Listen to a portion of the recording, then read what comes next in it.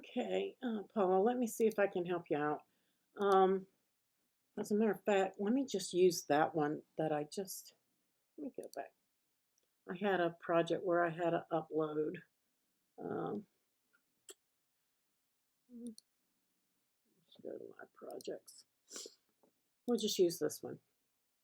I don't know what yours is going to say, but we're just going to use this. It's going to be the same principle. Let me customize it. And let's just say that this is going to be, I don't know, 15 inches wide. Okay, and it comes out to be 18 inches high. Well, I can only cut maximum 11.5 by 23. Trust me, if you're working with a vinyl, you don't want to, I'm going to weld this so it's all one color. You don't want to try to place that large a piece of vinyl on your own, especially if you're new to this, because it's going to make it very hard and very difficult to work with, even if you're used to it. Just honestly, I would do 11.5 by 11.5 squares, which is the largest you can cut. So I have just used my zoom tool and I've taken this down to 50% so that I can see it. And I'm just assuming that what you're doing is all one color, because it's a whole different ball game if it's two different colors, because you're going to have to do the same process, but you'll have to do it for each color. And you'll have a lot of waste as well. So what you're going to do is insert a shape, get your square, and like I said, the maximum we can cut is 11.5 by 11.5, working off of that size. You can go 23, but I don't advise it. I am going to arrange and move that to the back just so I can see. And what I would do, I don't want to slice these letters in half down here if I can avoid it. But I'm going to have seams in this, so you have to pick and choose where your best seam is. You just don't want teeny tiny pieces there. So I would probably most likely bring this right about here, just so I had small slices, small areas sliced, and not anything major. That's about as far as I could go.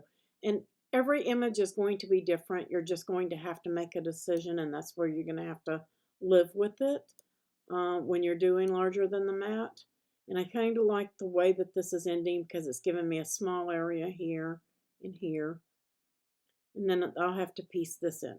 So I am going to leave that one there. I'm going to duplicate, oops, and hide one copy just in case.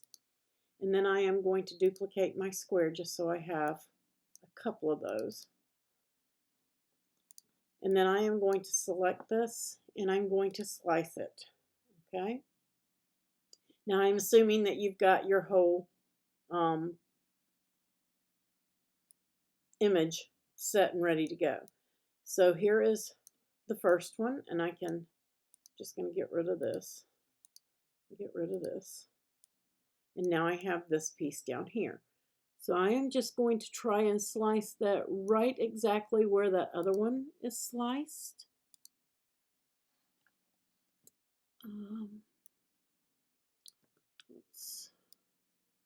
I don't want that teeny tiny piece to interfere there.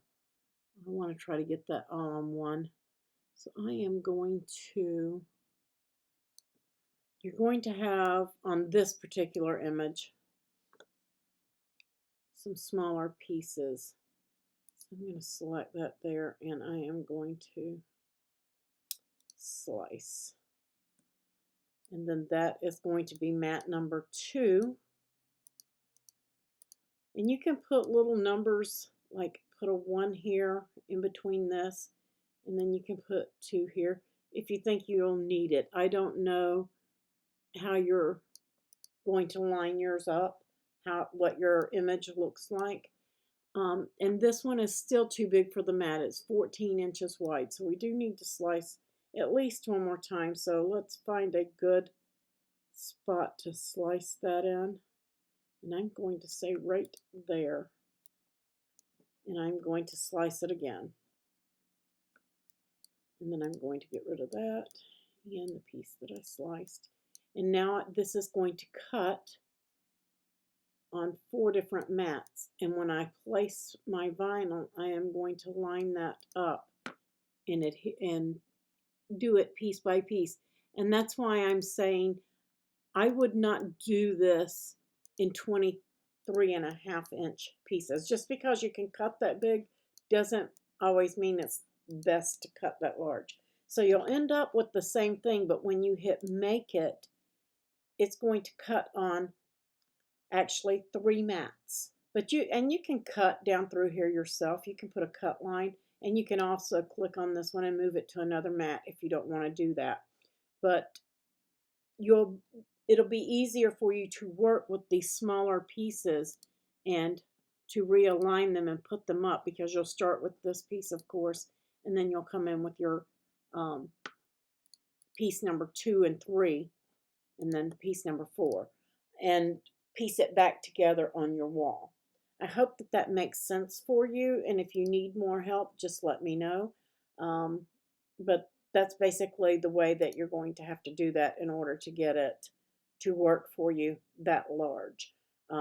Again, you can slice it if you want into a 23 and probably do this in 2 pieces, but they're going to be large pieces and hard to work with.